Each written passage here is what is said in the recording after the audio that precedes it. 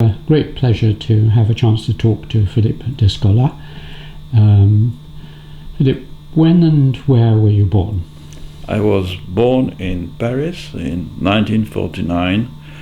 My father was a historian, and my paternal family came from the southwest of France, from the Pyrenees, from the central Pyrenees.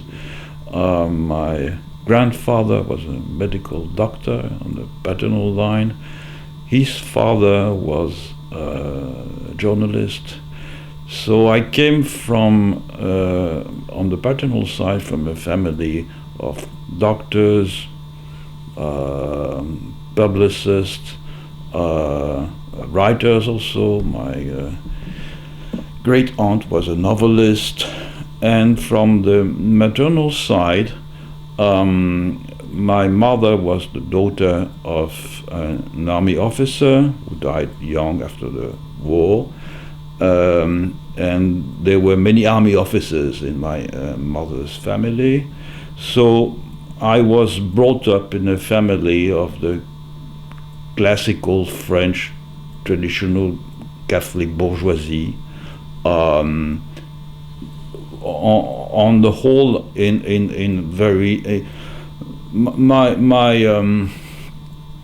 I was born in, as I said, in Paris. I lived near the Tuileries, so we were very much in many respects a middle-class Catholic bourgeois family.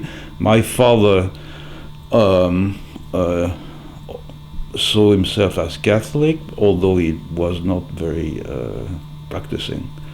My mother probably had a deeper faith, and I was brought up as a Roman Catholic, although I became first an agnostic and then an atheist quite early on, when I was 10 or 12 years old, without any problem from my family. They were not really interested in bringing me into a specific religious faith. By contrast with other anthropologists who in France or here in England belong or tend to, or in many cases tend to belong to minorities. In France there's a high proportion of Protestants, for instance, among anthropologists, much higher than in the normal population, or of Jews. I did not belong to any kind of minority, and I was raised in a very straightforward way. I went to the Lycée Condorcet, which is one of the elite schools in Paris. Before you go on to your education, let's just pause a moment on your parents' characters. Mm-hmm. I mean, you've sketched in very well your grandparents, but what were your father and mother like, and how did that influence you, do you think? So my father was a very brilliant man, a very good conversationalist. He was very charming. He wrote very well. His books. He specialized in the history of South America, of Latin America, and Spain. Although he had begun life with work on Saint John of the Cross, so at a time when he was much more attracted towards mysticism. He always left me to do what I wanted. I was never really. I had a very happy childhood. I lived surrounded by books. My father had many books. I was allowed, or at least I could read all of them. Even my father didn't look really hard to see what I was reading, and I read a great part of the familial library very early on. I was surrounded by pictures because my grandmother, the wife of my father's wife, was a painter. her father was a painter, also professional painters, both of them, and her father quite well known. So I was surrounded by books, by pictures. My parents loved music, so I was introduced to music very young. My mother was a social worker, assistant social. So she worked for a company. She was then a working woman, and I was, as I said, left to do mostly what I wanted. I was not really disciplined in the family. I had an older sister. She's 13 years older than I, and in fact she was the one that was the closest to, because my parents were not at home most of the day, and I also I was and I'm still very fond of her. So I had a peaceful, a very agreeable childhood in as I said, in the center of Paris, which I really loved. It's a city where I, very early on, I was allowed also to go wherever I wanted. So I explored the city. What's your earliest memory? It's difficult to say. I think my earliest memory is one in the Pyrenees, precisely, where we would go from during the summer for a brief period, although the family house had been sold during the Great Depression. So we would go to the hotel there. We would go there with my grandfather and my grandmother. And I think my earliest memory was of the commotion raised by the fact that my parents thought I was lost in a fair in the village where we would go for the holidays. It's a place called Sèche in Ariège. It's a very nice place, and it's the end of the road, in fact. And then after that you walk up the mountains and over to Spain, and which I did several times with my parents and my grandparents when I was a boy. And it's where I learned to love walking in nature, let's say.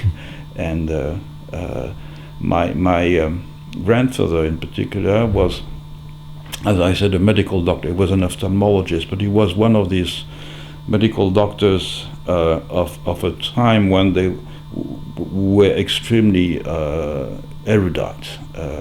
So he knew Latin and Greek, and he helped me with my devoir, my essays, etc., as well as a number of modern languages, which he never spoke, because he thought that he wouldn't.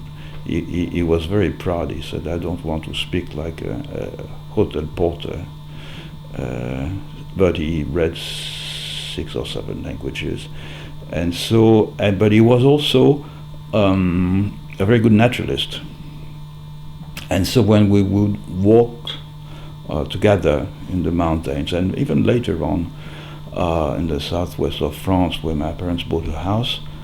He would tell me the name of the flowers. He would tell me stories about the flowers. At night, he would tell me the name of the constellations and the connection with the Greek mythology. So I was immersed very early on in a very close relationship between the traditional written world, classical traditional written world, and also how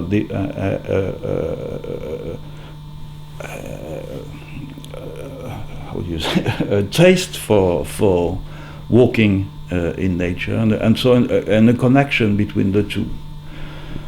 Also, I had the memory was, how old were you when you had the memory of being lost in the fair? So it wasn't so much the memory of being lost, it was the memory of the terror of my parents looking for me, and finally, at last, when they found me. And must have been 5, something like this. It was a fair, and there was a spectacle. I remember it was like these fairs. Probably now they've disappeared. I remember quite well. There was a scene, and there was some kind of comedy on the scene, and I was just sitting by the scene, fascinated by what was happening on. And so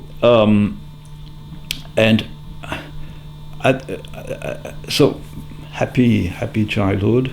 Although, do you have any hobbies or particular, apart from walking and looking at nature? like most, I think it was very common among among us. I liked making scale models, and I also liked making scale models for theater. So I would try to invent stage decorations for theater plays, which I would do in shoeboxes. These are the kind of things that. But mainly, I spent a good deal of time reading, which it was very early on, I think, one of my main hobbies, and painting also, drawing and painting, which I always liked. But at the same time, although I was completely inserted in the world and well adapted to the world, I always felt a certain distance towards what I was looking at, and I think it from very early on that I would not fit completely in. So although I was, I think, popular with my friends at school, etc., I always had the impression that I was observing what was going on rather than being in the midst of things. And this is really one of my oldest impression of the relationship I had with the world, and this was amplified by an early ethnographic experience. When I went to the lycée Condorcet, I was 10, I think. I wasn't a very good pupil to begin with. I had very good marks in French, very good marks in Latin, and the rest not so good, perhaps geography. So I wasn't a very good pupil. And my parents, who the English teacher told them that my English wasn't very good, and so they decided to send me to an English boarding school. In France, the end of the term at the time was mid-June, while in England it was at the end of July. So I would go from, let's say, the beginning of May, by agreement with the lycée, to the end of July in this boarding school, which was a rather decrepit public school in Gloucestershire.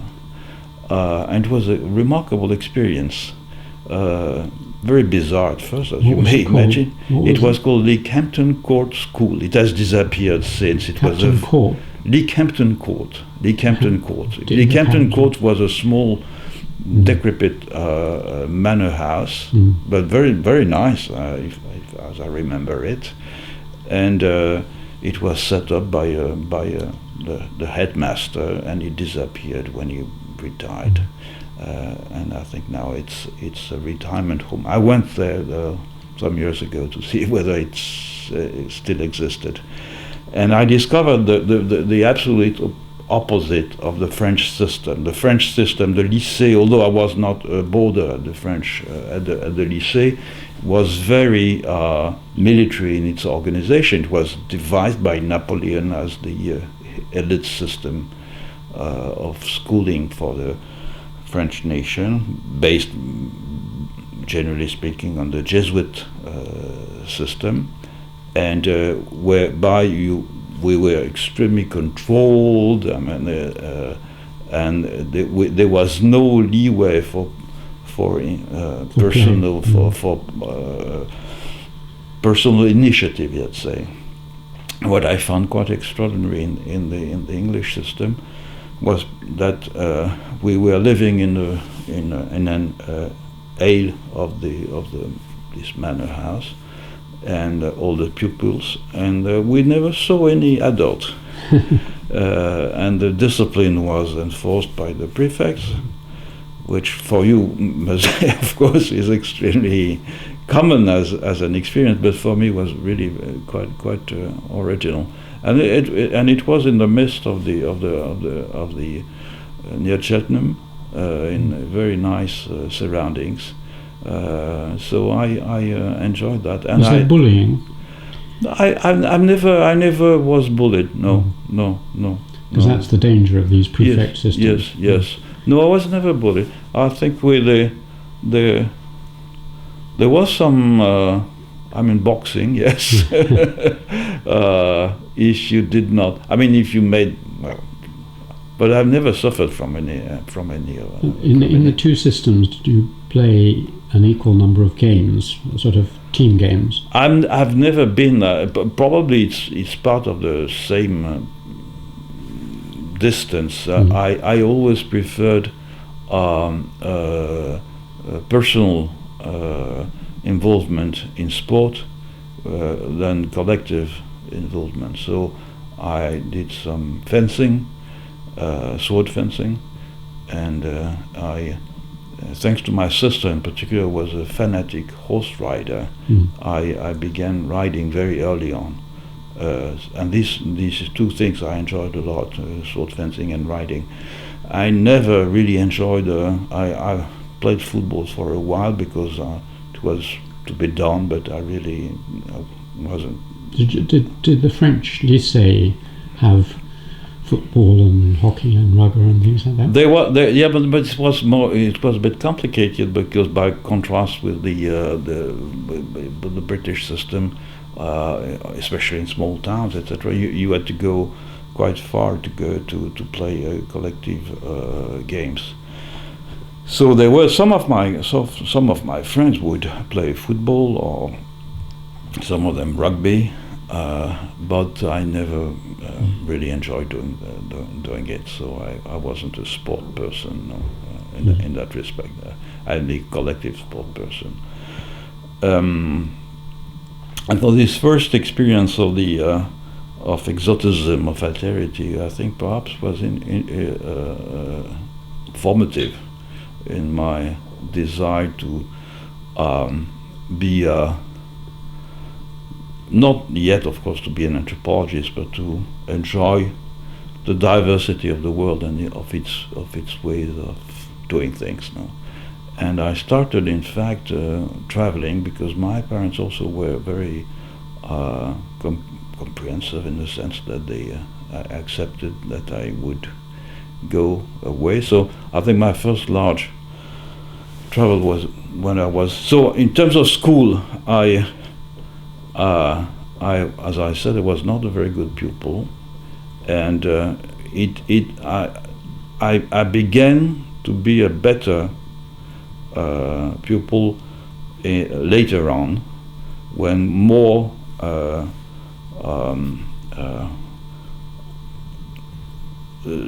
liberty of freedom were given to the pupils, rather than trying to regurgitate the knowledge that one had to absorb.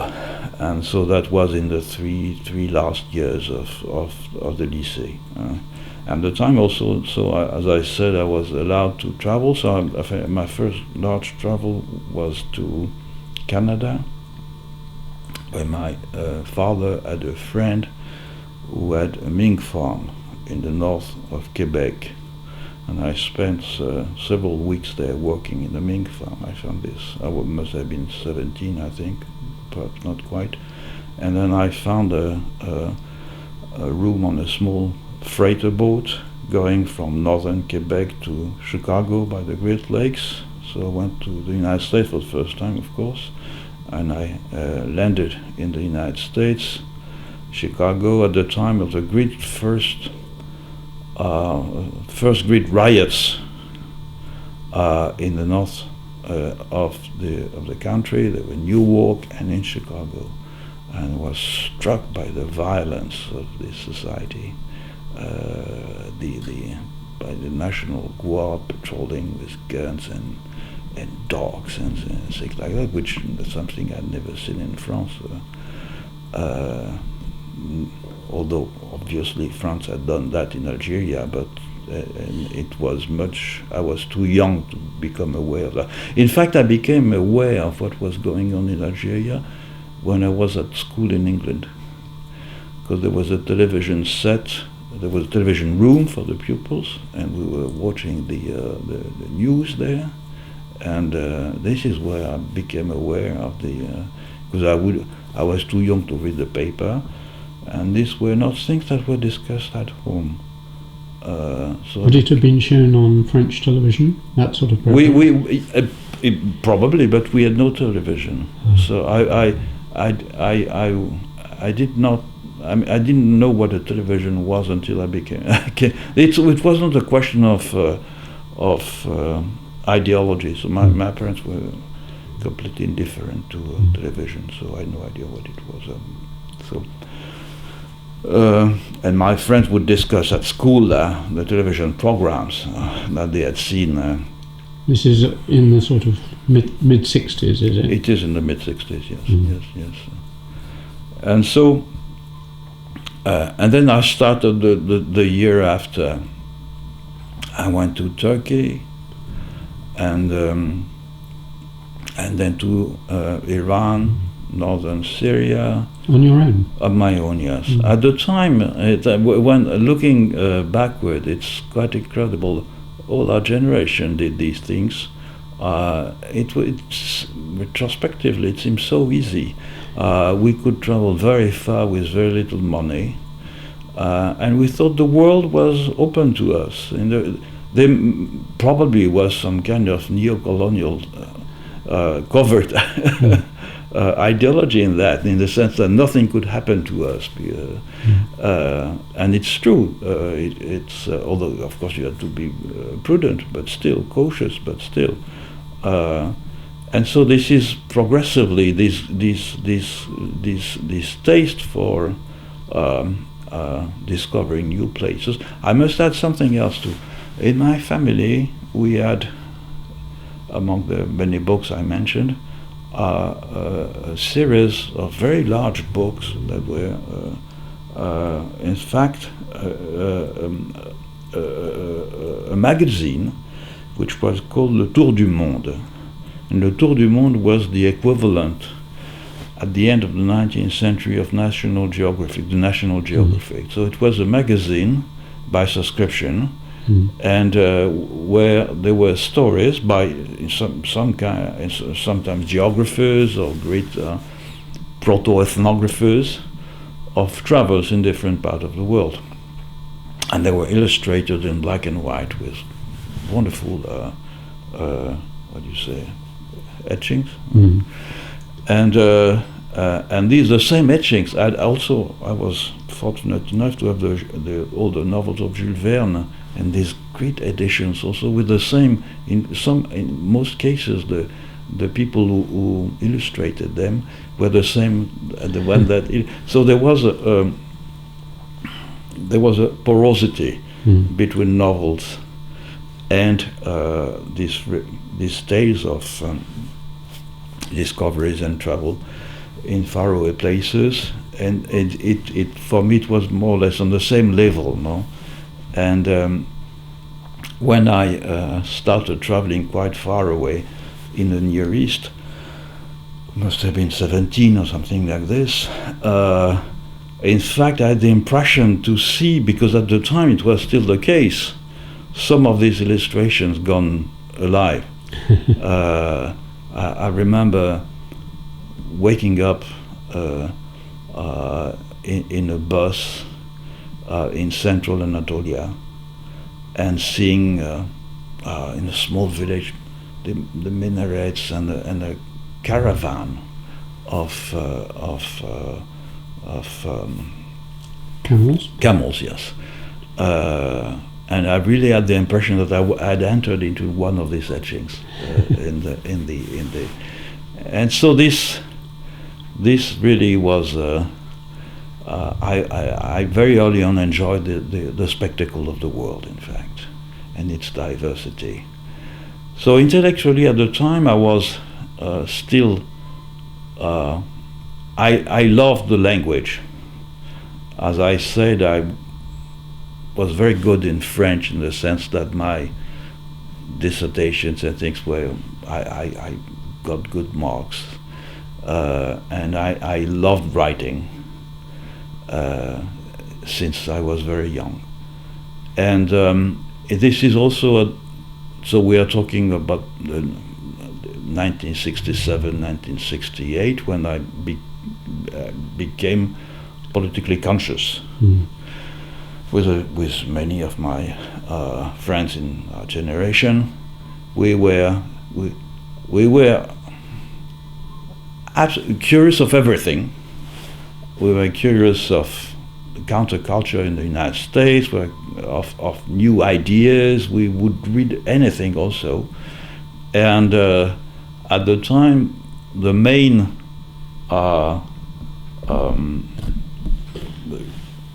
the place where our political consciousness was forged were something called the Comité Vietnam. It was at the level of the lycée, an organization where we would protest against the Vietnam War and organize demonstrations, etc., etc. And this is where I, with many of my friends, became conscious of the iniquity of imperialism, class differences, etc., etc. Although, as you understand, I never suffered myself from precisely any class oppression. And probably because at the time the lycée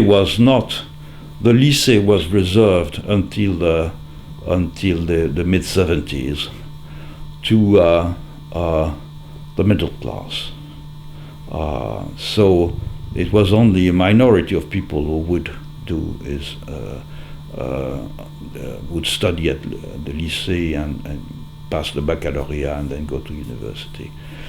And when faced with a choice of studies at university, I decided, along with some colleagues or friends, let's say, or condisciples, you do say condisciples, no? To prepare an elite school, which is the École Normale Supérieure. And it may appear bizarre in view of the fact that I was drawn towards towards the left, towards leftist politics. But at the same time, we were conscious that the complexity of the situation required good training, and that we needed to exercise our brains, and that the criticism of the present situation required intelligence and knowledge. And this is why although some of our great intellectuals at the time said that we're preaching for the younger people like us, rather to go to the what do you say, les usines? I'm sorry, but my English fails from time to time. To go to the workers and work and embed ourselves with workers in order to preach the revolution. We thought that that rather than do that, acquire the intellectual instruments of the criticism of the present times was more important. So I entered into what we call the classe préparatoire at the lycée also. So it was after the baccalaureate, the lycée, to prepare the École supérieure. And then What age was this? How old were you? I was 18, I Yeah, think. so it's like going to university. Yes, it is. Yes. It is. Usually you prepare in 2 years. It's a highly competitive system whereby you are accepted on the basis of your marks at the baccalaureate, and then after between the first year and the second year, approximately only 30% of the class remain, and then after the end of the second year, there's a competitive examination for the entrance at the École supérieure, and then it's 1 in 40, more or less, that get accepted. 1 in 40? Approximately, yes. Oh. So yes, it's highly competitive. And what subject are you doing?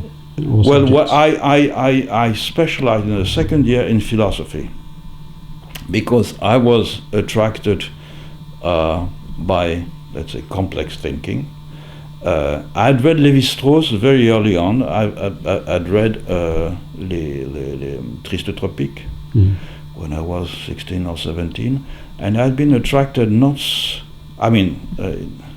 much by the trade, not so much by doing anthropology, although of course it was fascinating, but I'd been attracted by the man, in fact, by someone who was both obviously a great intellectual, very learned, who could write beautifully about Rousseau or Debussy, but at the same time who had gone in the farthest corners of Brazil to study people and write very warmly and humanly and intelligently about them. So it's the kind of person that Lévi-Strauss was, because it's an intellectual biography, and which transpired out of the book, really attracted me to Lévi-Strauss rather to anthropology as a discipline. But of course I knew what anthropology was, and so I decided on philosophy, because philosophy was the most general intellectual training that one could master. And I, at the same time, started reading more serious books in anthropology, in the sense that most of my friends would read The Savage Mind, for instance, which is I think one of the most important books in philosophy of the 20th century, but one which is, of course, has many elements of anthropology, but is not as technical as the elementary structures of kinship, for instance, which I read at the time. So there are different écoles normales supérieures. There's one which is École normale supérieure de la Rue d'Ulm, and there Latin was part of the examination, and I was not a very good Latin. I managed, but the theme, the Latin theme, was eliminatory. I mean, I chose another École normale supérieure, which is called École normale supérieure de Saint-Cloud, which is just outside of Paris, where instead of Latin, in the examination, there was a dissertation in geography. And I discovered geography at the time, which I enjoyed very much. In fact, at times I feel like I'm a sort of failed geographer. And I was admitted, fortunately, at my first attempt at the École normale supérieure de Saint-Cloud, where I read philosophy, and I got a very good training in philosophy by great minds, people like Jean Toussaint de Santi, who was a philosopher, mathematics, Martial Guéroux, a great figure in the history of philosophy, was a specialist of Spinoza and Descartes, and who was a source of inspiration for Foucault, for instance. Much of what Foucault did in the history of philosophy was very much inspired by the technique in the history of philosophy that Martial Guéroux had developed. And there I really became a militant also, and I became, so my friends were either in the Communist Party Maoists. It was the time of the big wave of Maoism, no? And I felt much more attracted by Trotskyism, and in particular by the figure of Trotsky, who was a very interesting figure because he was at the same time a man of action and an intellectual. I had read his books, or some of his books, and so I decided to become a member of the French section of the Fourth International, called la Ligue Communiste Révolutionnaire. And I was a militant for 3 years when I was a pupil at the École Normale Supérieure. And I didn't enjoy very much the militant life. Most of the time we would endlessly discuss obscure points of doctrine at a time which I felt was a bit ridiculous. I mean, at the time we were quite numerous. In fact, it was probably 5,000, 6,000, which for a Trotskyist movement is quite a lot.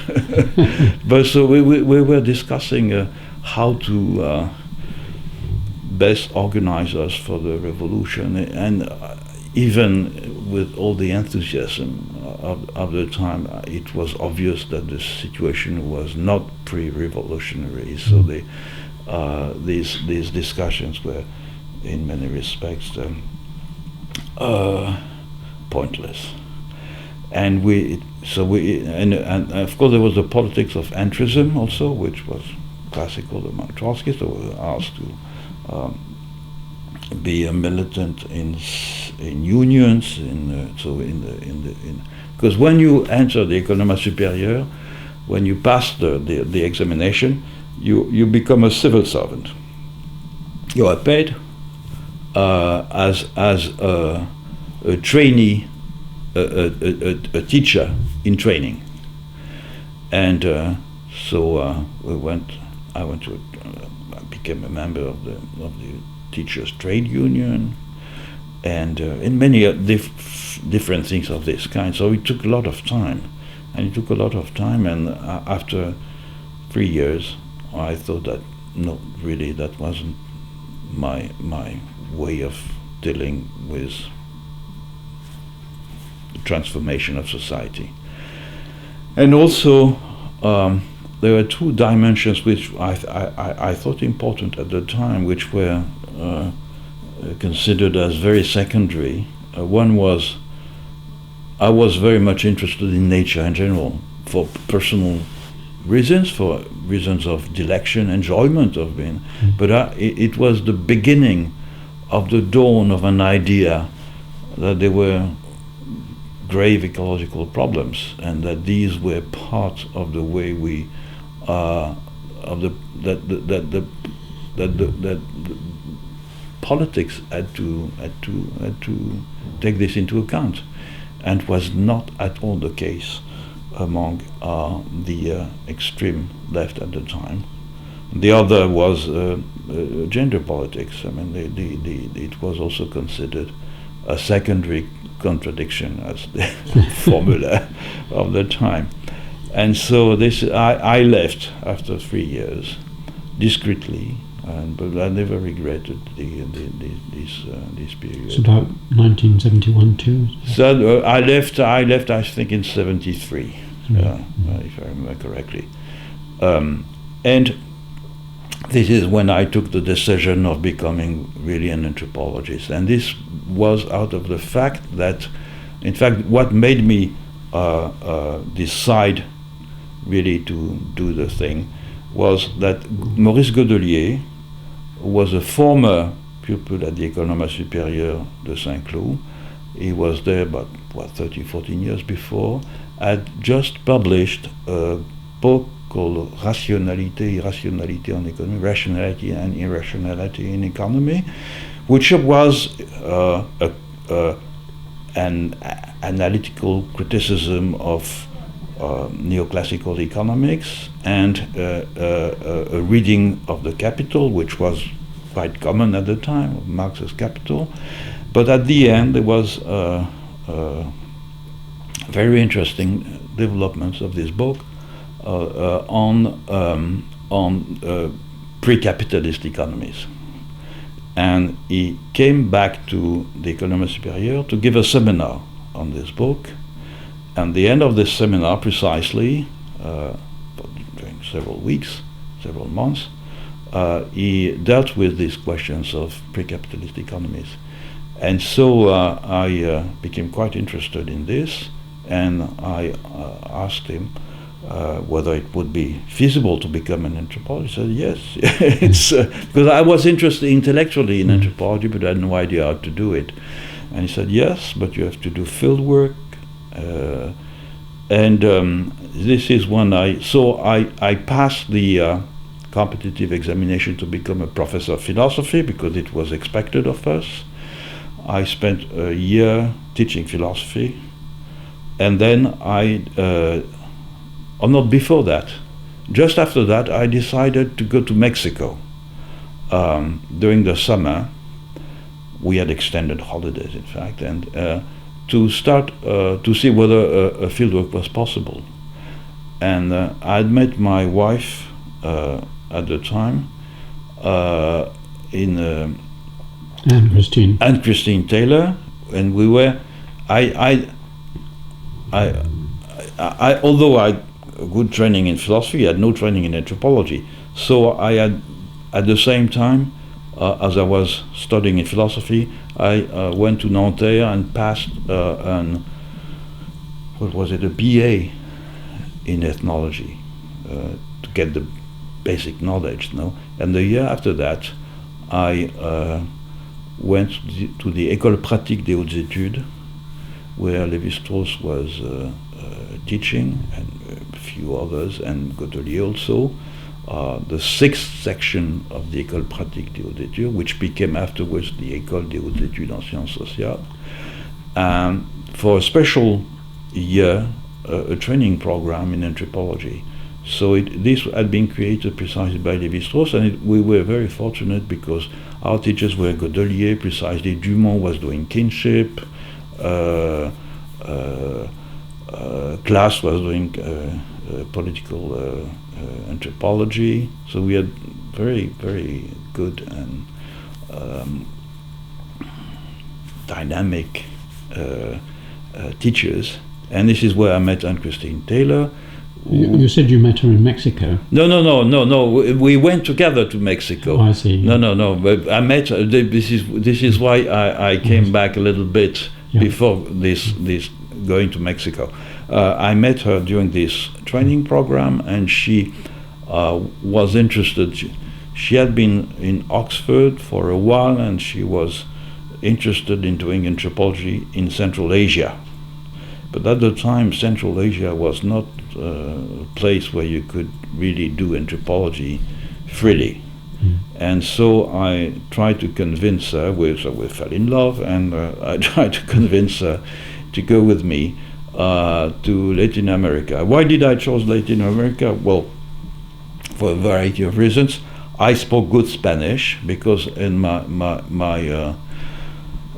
family, my father being an historian of Spain and Latin America, we would speak Spanish. Although there was no direct connection with Spain, we would speak Spanish as a sort of playful way to communicate, and with my grandfather also.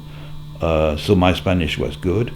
So it was the first thing, of course, that I had a good knowledge of the vehicular language. I was also I was Africa, from what I read, appeared to me as a place where there were very complex and complicated machines, social machines, but without any real mystery. At least it was how I saw it at the time. So that once you took all the nooks and crannies out of the machine, the job was done. It's a very simplistic way to say it, but that was how I saw it. So I wasn't particularly attracted to this complex machinery. And as for Asia in general, it seemed to me that there was such a complexity there because of the superposition of history, the expansion of great religions, the trade routes, etc., that I had to acquire an infinite knowledge in order to be able to grasp the most simple facts. So I felt it was too complicated. And this is why I in the first instance, I chose Mexico. And we went with Anne-Christine to southern Chiapas, a place where there were already a good deal of people at the time. There was the great project called the I think the Harvard project. Students from Harvard were brought in San Cristobal, the capital, by charter planes, and distributed in all the villages there. And what I was interested in was a combination of political anthropology and, which was, of course, political anthropology being a natural way to expand my political concerns, and ecological anthropology. So I was interested in the way that the people of the highlands of Chiapas, specifically in this case the Tzeltal, who were speaking a Maya language, who had migrated down to the forest, were adapting to the forest, to a new environment.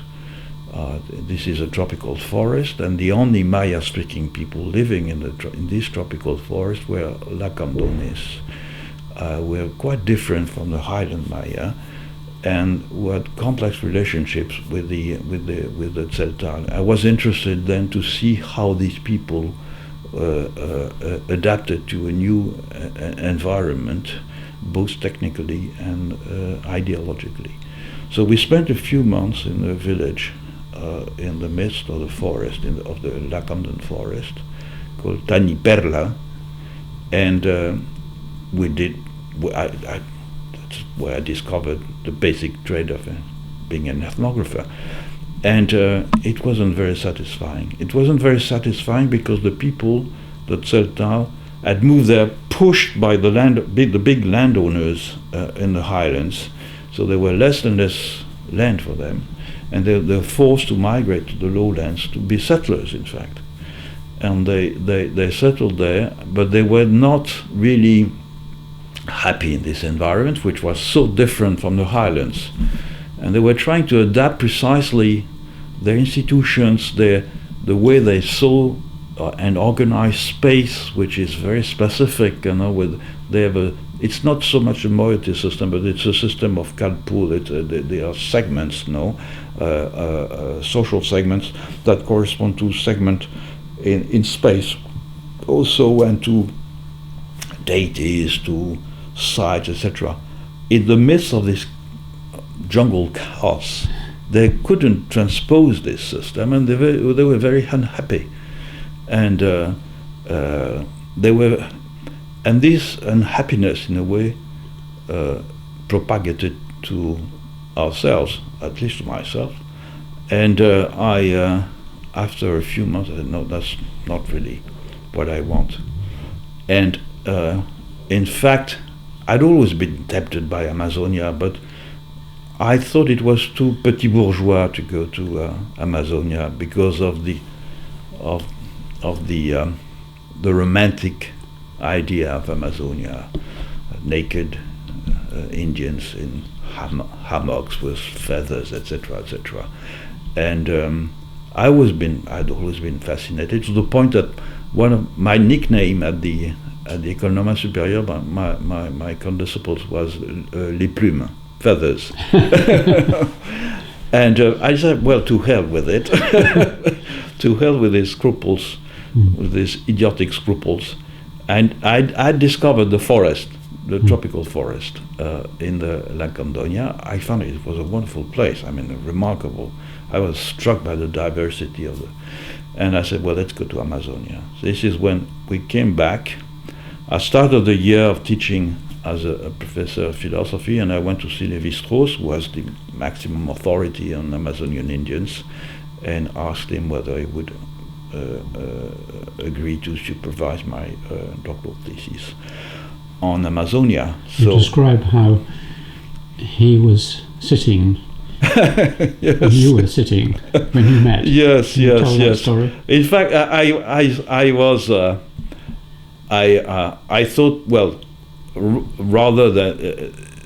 rather see God than the saints. No, so it's if I have to do a doctoral thesis on Amazonia, and there were very few people who were qualified to supervise theses, but still, for me it was like going to see a count in Königsberg. No, it was major figure. Of course, it's one of the great heroes of our time. So I was very much impressed at the idea of meeting him, and he received me in a very large office, more or less this size, and he offered me a seat in a leather armchair that was quite dilapidated, and I sunk in it very low, and he sat by myself on a wooden chair. So I was under his gaze, and he would sit like this. He had a way of putting his hands like that, either when he was standing or when he was seated, and he would sit like an entomologist looking at an interesting insect. And it was one of my most difficult half an hour in my whole life, where I'm trying to explain what I wanted to do. I'll go back in a moment to why I decided to go in this specific part of Amazonia where we went. And to my great surprise, after having explained all this, he agreed to supervise my thesis, and I was so elated that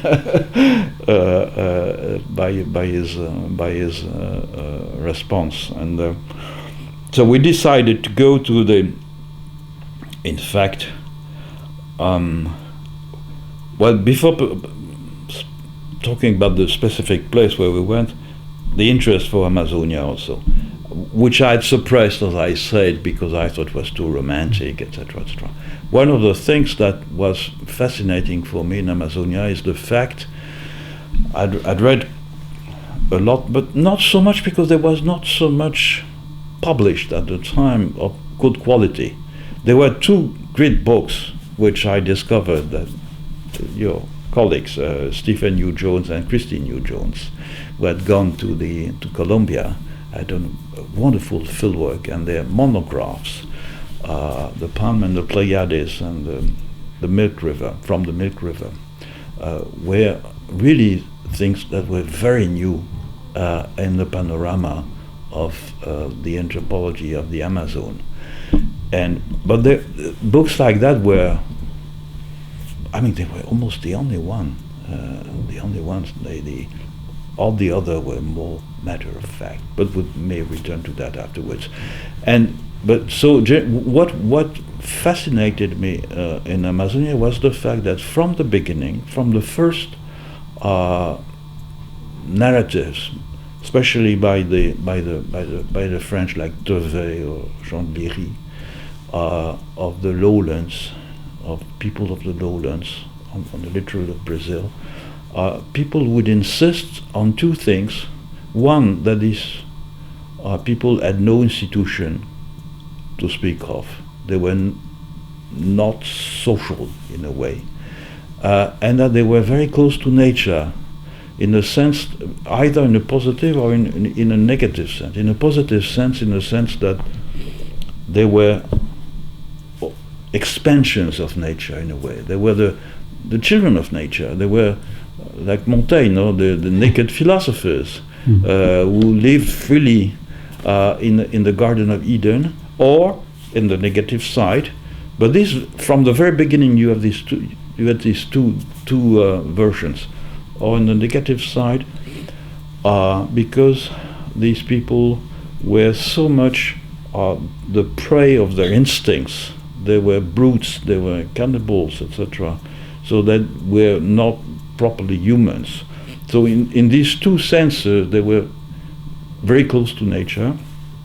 And I had the impression that there was a connection between the apparent lack of institution and this leitmotif of the fact that these people were Naturvölker. No, they were people of nature, and that maybe, in fact, their lack of visible institution was due to the fact that social life expanded much beyond the perimeter of humanity and included most plants and animals. So I had this very general idea which attracted me in Amazonia. Another aspect, of course, and this is the positive aspect of the romantic things like what Klaus had insisted on the fact that these people were anarchists, that they were rebel to authority. There was no there was no fixed destiny for people, but although there was no hierarchy, also people were free to achieve what they wanted. It was not like in some societies where, according to where you are born in a segment of the society, your life is in great measure predicted by the place of your birth. So these were interesting things. So we decided for the Achua, because these were subgroup of the Jibaro. We had a friend who had come back from Ecuador to do a field work in the highlands, and talking with people to see where would be the best place to do field work, she told us that in fact the Jibaro were not as well known as it appeared, which was bizarre because this is one of these ethnic group that everybody has heard of because of the Frankenheads. And in fact, we discovered when reading the literature on them that although there was a great monograph from the 30s by Rafael Karsten, the great Finnish anthropologist, in fact, the most recent stuff wasn't very illuminating.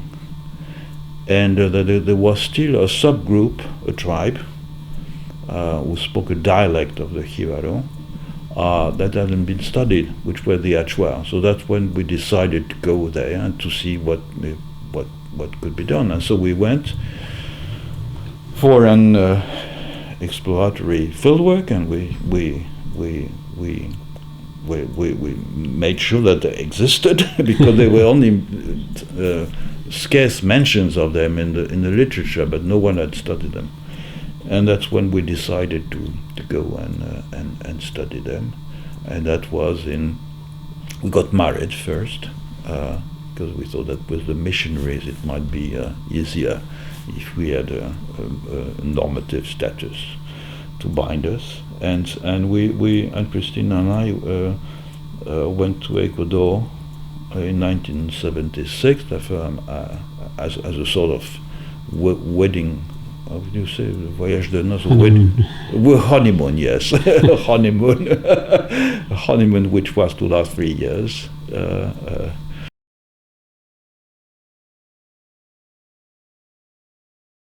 Well, it started because, as I said, I had come to terms with my romanticism, so it started by a long journey in a freighter. We decided to go to South America in a boat. And it was very pleasant on the cargo boat that took also 3 passengers, and where we started, Anne Christine Taylor and I, that was in fact the honeymoon, where we started to learn the Hero language. The problem, of course, when you work in South America is that you can't learn the language except if it's Quechua or Maya or Nahuatl, or Guarani, or the great languages. But in Amazonia, none of the languages is being taught at the Institut National des Langues Orientales, the equivalent of SOAS in Paris. And so we had a friend and a linguist, an Italian linguist by the name of Maurizio Nieri, who was the first and still now the only professional linguist who really worked on Jibaro. Jibaro is an isolated language, and it's spoken by approximately over 100,000 people, both in Ecuador and Peru, in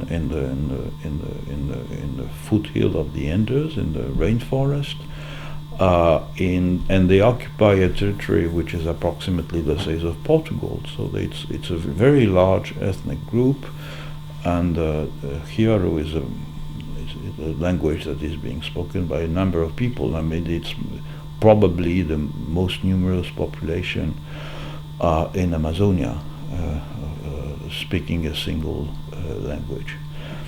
And he had devised for us a small teach yourself Jibaro out of a book by a missionary, and we had cassettes where he had given us some examples of pronunciation of words, etc. So we started learning Jibaro in the boat, and then we arrived in Ecuador. We landed in Guayaquil, and we went to the forest across the Andes in a small town called Puyo, which was the end of the road, and the typical small town of the colonization front, and where no one knew really how to get to the Achuar. Some people would say they knew that some people called Achuar were living there, about 200 kilometers away, but they had no idea how to get there. Finally, we got a lift from the militaries, from the Ecuadorian army. They took us to a small army base in the forest by plane, and there we were introduced to Quechua-speaking people who were in fact maintaining the base, and being used as scouts and porters, etc., by the army. And they were the neighbors to the north of the Achuar, and they used to trade with the Achuar. So two of them said that they would take us to the Achuar. So we walked there with the two guides. Took us about 2 days, not very far, but my first real hot trek in the forest. And in the evening, we arrived in a group of houses, and they were indeed Achuar. They were speaking something which looked, seemed to be similar to the language we had seen, and they physically they had painted, and they had long hair, etc. And the two guides said, yes, well, you are among the Achuar there. Now we have to go back. So won't you sleep there? No, they said, no, we never sleep in an Achuar village. And so they left. And there was a young man there who had some Spanish, in fact. And because he had worked for an oil company for making seismic lines, for prospecting for oil, and so he was our first contact, in fact, because of course the little we had learned in the boat wasn't enough to communicate, and that was the beginning of a long stay, we spent 2 years almost continuously, and then we got the two of us a position at the University of Quito, where there was a department of anthropology which had been very recently created. No one had any idea what at the time there what Amazonian people were, and they had very little notion of things that we were familiar with, like kinship studies or things like that. So we got a position there, and we spent a year more in Ecuador, alternating between giving classes in Quito and going back to the field for shorter periods. So it was a remarkable experience. I've written 2 books about it. One was my doctoral thesis on the relationship between the Achua and their environment, and the other is a more personal account of what it is to try to make some sense of a very foreign culture. Twilight of the Spears. The spirits of the Spears of Twilight. The Spears of Twilight, and where I try to recount precisely the progress that we made in getting to know these people. I don't know what to say about it. Can I ask you 1 or 2 questions? Yes, of course. One simple one. I remember Stephen Hugh Jones used to lecture about the boredom of field work, these long rituals which he used to observe and how tedious they were. And you talk at times later on, as you got to feel you knew a lot about the place, that days and days of similar activities, because there are no real seasons, and the extreme boredom and difficulty of sustaining interest. Was that the case? Yes, of course. It's because we did not have even the relief of these large rituals that Stephen Hugh Jones describes in particular in his book. They're very the rituals were, in fact, the only rituals they had were rituals linked to warfare, and so the experience of fieldwork is long periods of boredom, much like village life. Nothing happens, and even it's less than in village life, because except from these few houses which were gathered around an airstrip, in fact, which had been built for the Protestant missionaries, but where the Protestant missionaries didn't want to take us. Afterwards, they accepted to take us away from this village and bring us back. But apart from this village, most of the houses were scattered, as in the traditional habitat. And so you have to imagine that you arrive in a house where there's a polygynous family, and they may be quite populous, maybe 30 people. And then you are completely isolated from any other house, which may be 1 day or 2 days walk or canoe from this house. So it's a world where the humans are scarce, and this is how I understood precisely one of the many reasons why there is such a close connection with non-humans. Because humans, you can't interact. You can't. I mean, it's as soon as you go out of the house, you won't see humans, but you are immersed in a sea of non-humans, plants and animals, etc. And so the boredom was precisely these long periods where nothing happened, where people would get excited, but in discourse, in particular during visits.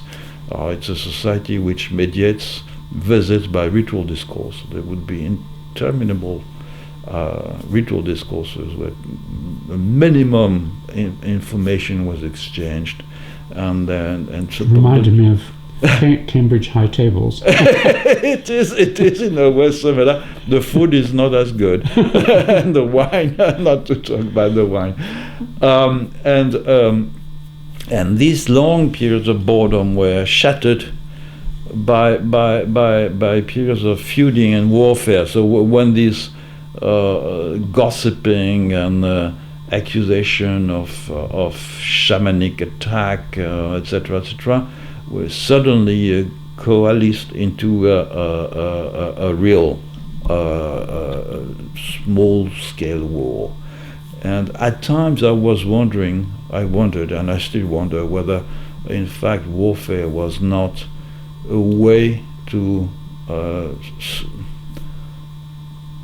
interrupt this boredom, among many other things that warfare is, and because there was suddenly excitement, people would talk about what they would be doing. I mean, everybody woke up in a way. So yes, it's the also by contrast with an anthropologist working in a city or in a large village, there are very few people, and women go to the garden to do gardening the whole day long, and men are not welcome in gardens. Foreigners are not welcome. Even the husbands are not really entirely welcome. And Christine would go with the men.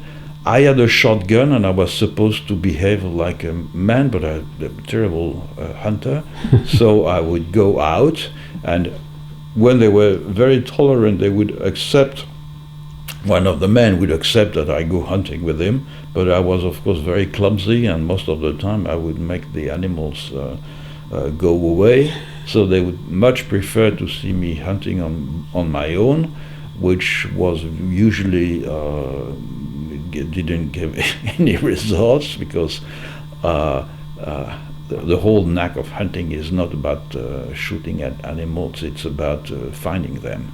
And finding them requires an expertise in ethology, in vast knowledge, in fact, to connect clues about where the animals are, which, of course, I could not have acquired. Even in this society, the best hunters are people who are over 30, 35 years old.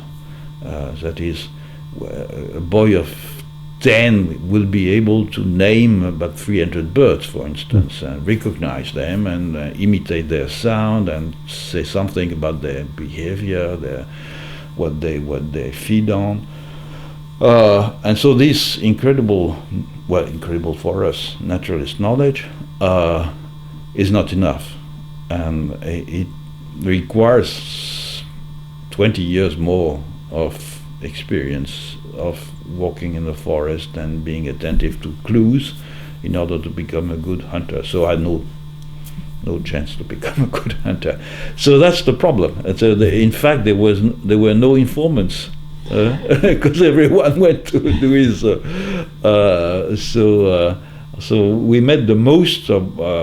The most productive period, in fact, was very early in the morning, before dawn, because these people, the Hachois, they wake up around 4 in the morning, and then they gather around the fires in the house, because it's a bit chilly at the time, and they discuss their dreams, but they also talk about anything that is important at the time. This is the real moment where important things can be discussed and where important information can be acquired.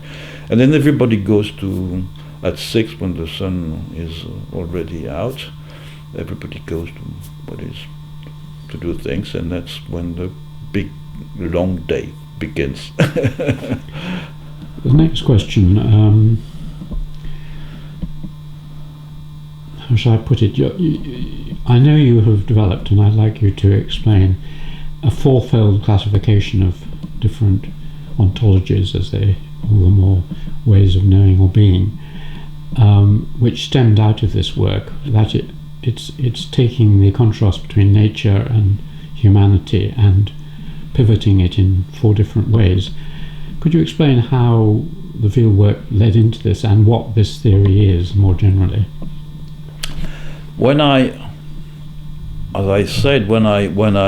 went to the Hachois, it was with the idea of trying to understand how the society coped with its environment, adapted to its environment. At the time, there were 2 main paradigms, if you wish, to deal with this. One was the American materialism, the cultural ecology, which was extremely deterministic, and which held that, in fact, most institutions in small-scale societies of this type were the product of adapting to limiting factors in the environment. The main figure was Marvin Harris, Marvin Harris. And some of his students had worked in Amazonia, and a good deal of the literature in cultural ecology was about either New Guinea or Amazonia. I had my doubts about this for epistemological reasons, because I thought it was a form of, as we used to call it at the time, vulgar materialism. It was much too simple. But still I wanted to do the same kind of analysis that the cultural materialist had done, to see whether it worked or not. So this was one of the paradigm. The other was the, broadly speaking, the symbolic or Levi-Straussian paradigm that in fact nature was not something you adapted to in the sense of the cultural materialist, but it was a sort of vast lexicon from which you extracted meaning in order to construct these meanings into symbolic constructs, precisely, classifications, myth, etc., etc. And I thought that was what was left between the two was the interaction, very simply the interaction, even the technical interaction between humans and non-humans in this process. This is what I went to study. But when I began to understand the language after a few months, especially in these sessions in the morning I was talking about, when people would recount their dreams, they would say they had been visited in a dream by a human-like entity, was, for instance, a monkey, hollow monkey, or a manioc plant, and that this entity would complain, for instance. In the case, I remember vividly a case where a manioc plant was complaining that the mistress, the women are the mistresses of the garden, of the gardens, was complaining that the mistress of the garden was trying to poison her because she had planted a species of plant which is used for poison fishing too close. So a young woman comes in a dream and says that. So obviously the question is, why is it a young woman? Because she sees herself, she's a manioc plant, but she sees herself as a woman, and in fact, when we are not there, they lead the life of humans. And constantly I would receive this kind of answer, and then we discovered that the Ashwell were constantly singing in their head to either ontologically distant entities, that is plants and animals or spirits, or to humans that were not present. And these songs were addressed from the heart to the heart of the addressee. And the idea was to influence the behavior of the entity addressed by these songs. And every person had tens and tens and hundreds in some cases of these songs, which were adapted to all the circumstances. And so in fact, when they were doing their daily chores in the garden, and when they were out in the forest, when the men were out in the forest hunting, they were constantly establishing a direct link through these songs to the non-humans with whom they were interacting. And this is when I really became aware that the whole premises I'd gone with my mental toolbox when I went to the field were inadapted, because I was interested in studying the precise adaptation of a culture to a natural environment. And in fact, there was no adaptation of a culture to a natural environment. There was a constant intercourse, interaction between humans and non-humans, which was, and non-humans were not perceived as nature, they were perceived as part of a wider network of social interactions.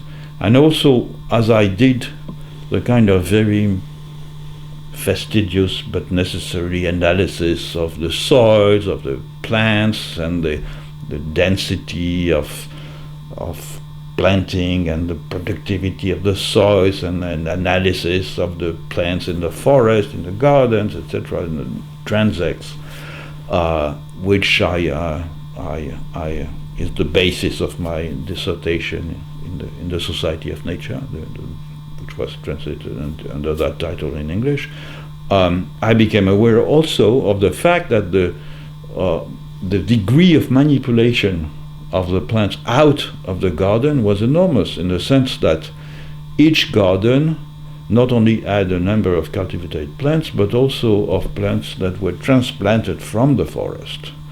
So that this manipulation of plants meant that the forest was, in fact, due to the cyclical nature of the Sweden horticulture, regularly transformed by this and became progressively something like a macro garden.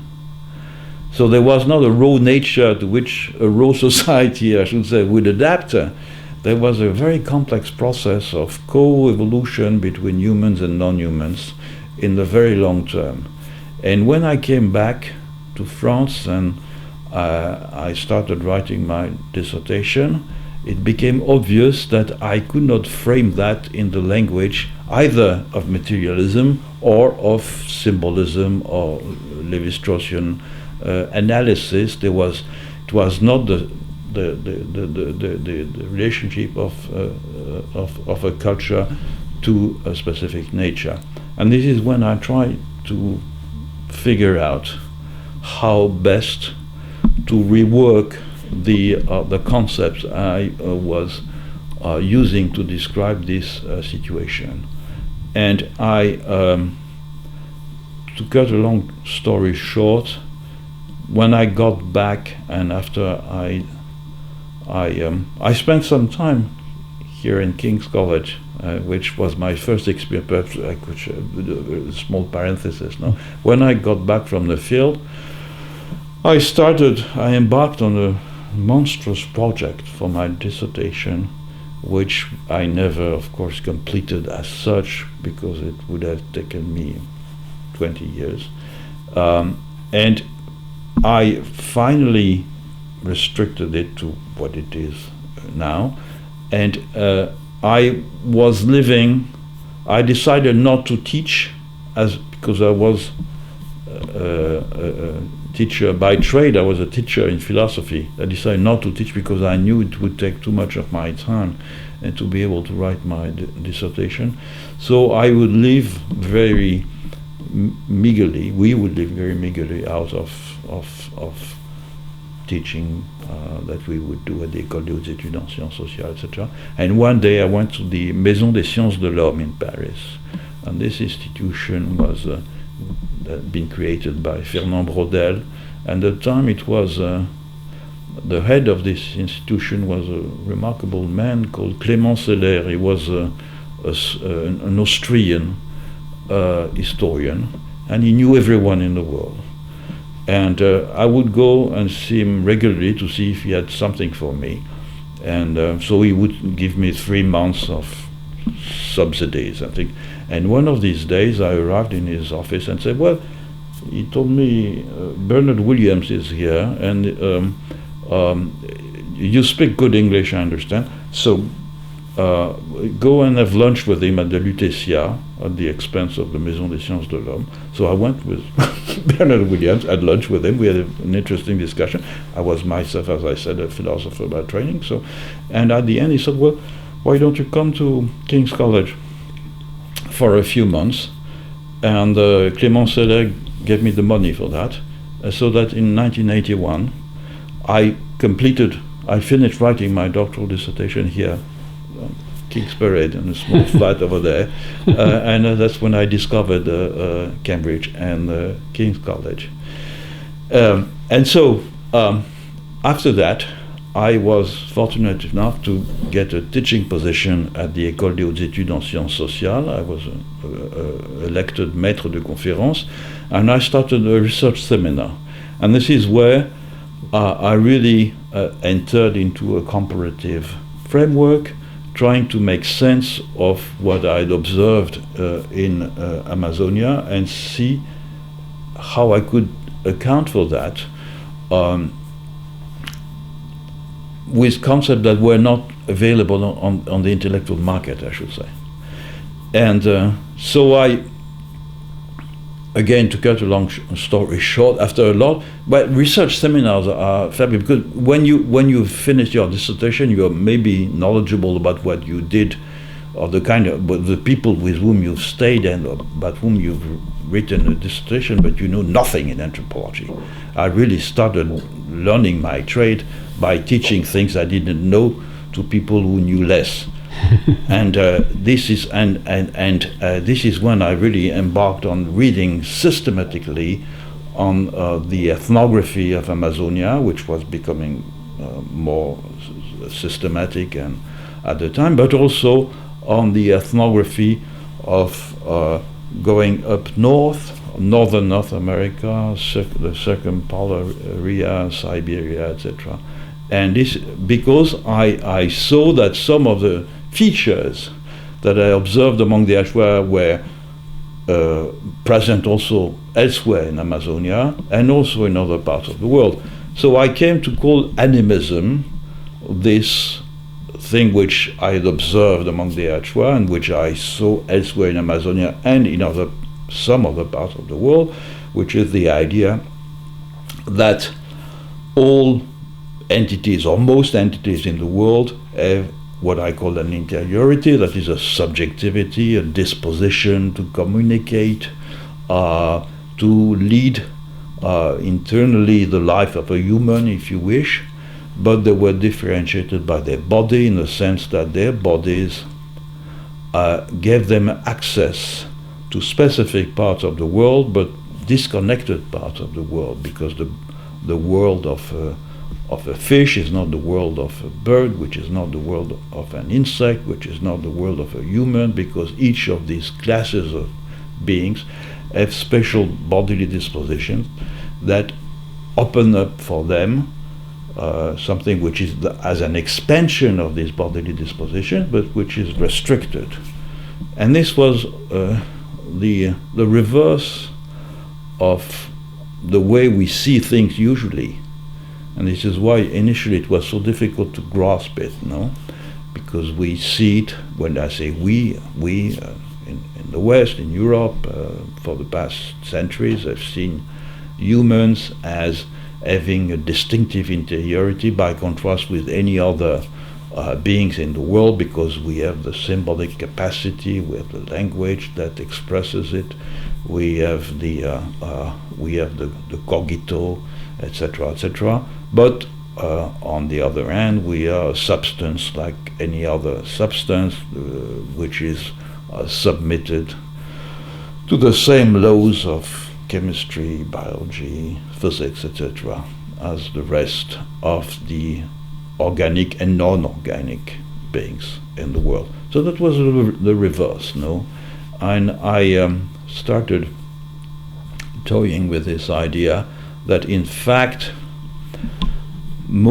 all humans were able to see continuities and discontinuities between themselves and their environment, in particular non-human environment, but that they did not necessarily see the continuities and discontinuities in the same place.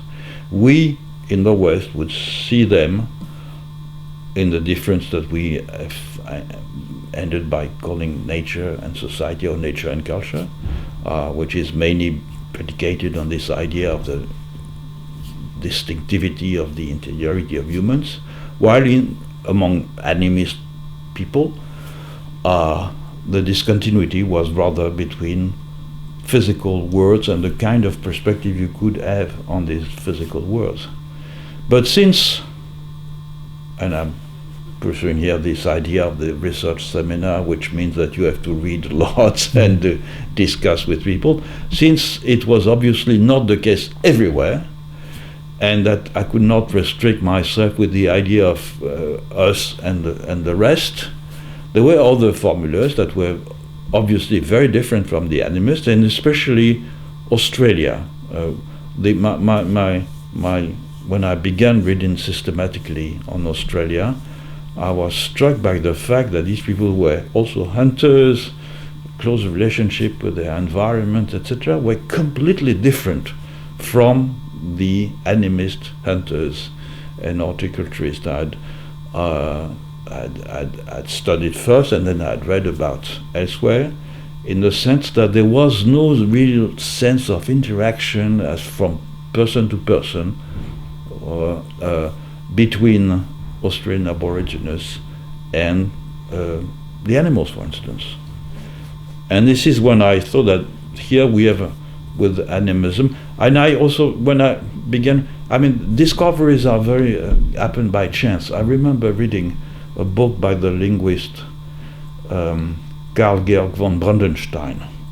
And in a footnote of this book, Brandenstein says a very important thing of which probably he was not even aware himself. He was not aware of the importance of what he was writing. He said that the name of totem, it's a book on the name of totems. So he studies as a linguist all the name of totems in a number of Aboriginal languages. And he discovers, or he says, that in some cases these names of totem are not taxa. They are not names of species, they are names of qualities. And these names of qualities are used to designate a taxon. That is, it's not a kangaroo, it's a bright one, which is used as an epithet to denote an animal. And this was extremely interesting in the sense that it allowed me to sidestep the old idea of the descent from an animal. You either have the Levi-Straussian analysis of totemism as a universal classificatory device which uses discontinuities between observable discontinuities between natural species in order to conceptualize discontinuities between social species. That's a universal device. Or you have the oldest idea of the Fraserian one of a descent from an ancestor, from an animal ancestor. But in that case, it was obvious that it wasn't an animal ancestor. It was a prototype which was defined by a quality and which subsumed a number of qualities that humans and non-humans of the totemic class would be sharing. So by contrast with the previous supposition, what we had here was in fact groups of humans and non-humans who shared qualities, physical and moral qualities, subsumed under a name and issued from the same prototype. So by contrast with the other two, there was a coagulation, in fact, of internal and bodily qualities. And the fourth formula... What did you call that? I call that totemism, very simply. Totemism, yeah. Totemism. I took Australia as the model, of course, but it's present elsewhere. It's in particular in some places in North America, although not from the place where totemism originates, which is the Ojibwe, but rather in central North America. Of course, there was a missing piece, which is where nothing is, where all that belongs or pertains to interiority or to bodily functions or to physicality is disconnected. And this, I thought, I recognized, because at the time, this is the process of serendipity. I was reading almost simultaneously Marcel Granet's book on Chinese thought, La pensée chinoise. wonderful book, and rereading a chapter of Michel Foucault, Les mots et les choses, the order of things in English, I think, on the chapter called the prose of the world, which analyzes the devices used by the Renaissance thought for connecting things. And it was obvious that they were very close to the devices that Chinese thought was using to connect things. And so I started in this direction, and the fourth system is then one where everything in the world at the infra-individual level is made of fragments, elements that are disconnected, and in order for such a world to become livable, interpretable, cognizable, it needs to be these disparate elements need to be connected, and they're connected by correspondences, and correspondences are systematically organized by analogical reasoning, and this is why I call analogical reasoning is universal, but it is very much prominent in these ways of detecting continuities and discontinuities between things in the world, and this is why I call that analogism. And so it is something which was present in ancient Greece and up to the Renaissance in Europe, but also in the Far East. I particularly analyzed it also in the case of cultures on which I have a stronger purchase, which are Mexico, central Mexico, and the Andes, where it's very obvious that we have analogous systems. And so this is 4 ways of detecting precisely continuities and discontinuities between elements of the world, which are models. They are models. I do not pretend that they describe specifically a situation, but they are models in the sense that they provide a general understanding of the connections between different elements that we tend to dissociate: societies, religion, the relationship to the spirits, the forms of subjectivity, etc., in a rather integrated manner. And so all this started precisely from my discontent with the intellectual tools I had brought with me to the field, and which led me to try to reconfigure these tools in order to be more faithful to the kind of situations that anthropologists find when they do their fieldwork. Wonderful answer. We're running towards the end, but I've got 2 more questions. The first is, coming back from such an extended and intense fieldwork, I mean, before you went, you were already slightly at a distance from your society. Was it difficult coming back, and what has been the effect on you? It was extremely difficult. It was almost an ordeal. I had this distance of which I'm talking was an intellectual distance, a playful, aesthetic perhaps distance. But when you come back, you find that many dimensions of the world you are back to are pointless.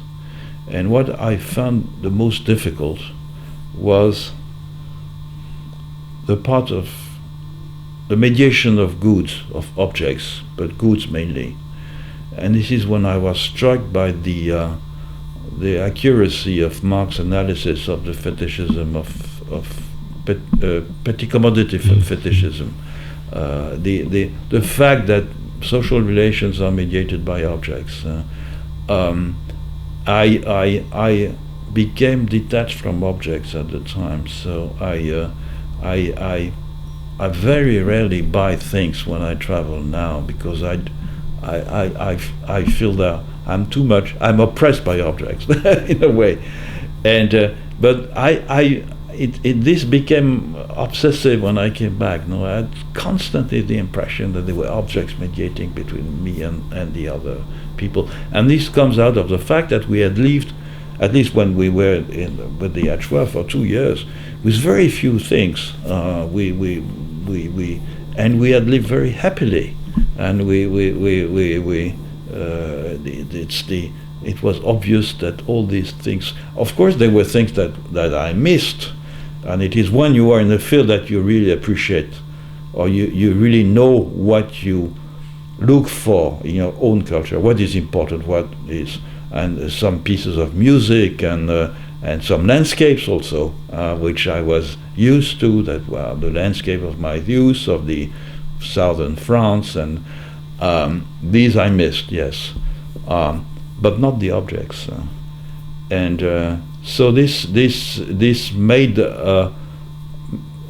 me in a position which I think is that of most, must be that of most of you should know with all the interviews you've made, which is a widening of this distance, and the fact that we live a double life in a certain way. That is, we live a social life because I am what is called in French a Mandarin. I'm at the top of the pecking order in the French university system, so I lead the kind of life of a Mandarin. But at the same time, I have always the impression that I have a dissociated personality, and that I observe myself as an actor on the theater of life, and this is, which was the case, of course, before, but has considerably augmented as a feeling after I came back. Thank you. And the last question is about Anne Christine. When students ask whether they should go to the field with their partner or wives, I usually say, well, it's very risky. It'll either make it very, very strong, or if there are any cracks in the relationship, it'll break it pretty soon. In my case, I've had both experiences, really. I wondered how you work together and what your relationship in your intellectual life really has been. I think your remark is very accurate. It's either or. Yes, in the case it worked wonderfully because we were both partners and lovers, and it worked well also because of the division of labor in fieldwork, where it's a paradoxical, because the Achuar live in large, long houses, which are about 3 times the size of this room, with no internal separation. So men and women appear to be mixed, but they are not at all mixed. And there's a strong, invisible barrier between men and women. And I was confined to the main part of the social life, and then Christine was at ease with the women. So we really led 2 different lives during most of the day. And we have never, in fact, collaborated. I think we've written 1 article together because from the beginning we wanted to be independent as producers of science from one another. We never were in the same institutions in France, although we both worked in Paris, but in different institutions. And we constantly discussed, both in the field and afterwards, our hypotheses, etc. But never working as a couple producing together things. And I think it's a good balance, in that sense. In the field also, at times I would be alone because there are some places where the actuary with whom we were closer said that would not be appropriate for Anne-Christine to go. Places in the territory where there was warfare, and so I would go alone. So at times we were separated, but most of the time I think it was an ideal situation, because if you are a man alone, it's a very difficult situation. The word of women is absolutely off limits, and the actuaries are quite jealous, and so you may be there may be suspicion that you are looking at women, etc. So it's not a good plan. If you're a woman alone, it's not good either, because you are treated as a quasi-man by the women, and as a woman by the men, and so it's ambiguous. So working as a couple, I think, both for personal reason and scientific reason, was the best choice. Thank you. Is there anything you would have liked me to have asked you? I don't know. I could go on as you. Were it not from my linguistic limitations, I would go on talking. If there was some large thing. We didn't talk about religion because you said by the age of 12 you were an atheist. Yes. So we didn't talk about that. You mentioned music as you went along. Obviously. I might talk about politics. Quickly. I just a few words now.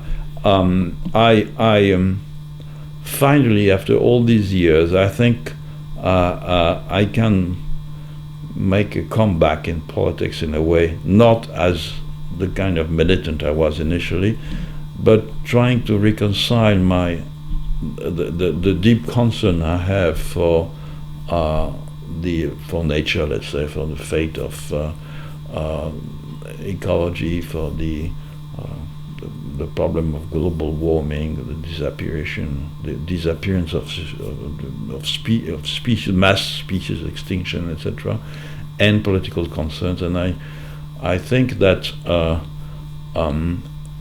my experience of fieldwork and of seeing people deal politically, in fact, with non-humans in a very specific way, has helped me to understand and perhaps foster a new way to deal with what is called usually both political anthropology, the study of social organization, and more generally speaking, the political program, than if I had not had this experience. And this is what I would like to devote when I finish working, what I'm working on now, which is a book on the anthropology of images.